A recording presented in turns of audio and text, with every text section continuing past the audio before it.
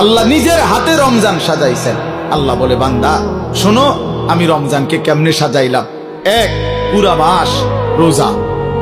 2, প্রতিদিন ইফতার। 3, প্রতিদিন সাহারি।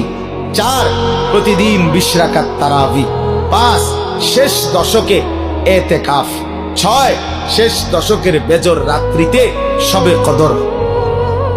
এরপরে 7, একটা নফল একটা ফরজের সমান। 8, একটা ফরজ 70টা ফরজের সমান। 9, প্রথম দশক রহমত।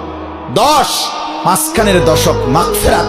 11, শেষ দশক জাহান্নাম থেকে মুক্তি।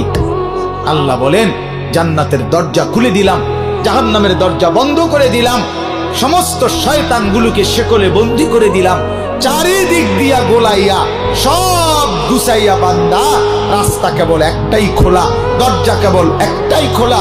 পুরা রমজান রাতে আসো, দিনে আসো, দুপুরে আসো, শুধু আমার গোলামি করবা, গুনাহ ছেড়ে দিবা, আর একটা দরজা দিয়েই সবাই ঢুকবা। শুধুই জান্নাত, শুধুই জান্নাত, শুধুই জান্নাত, শুধুই জান্নাত।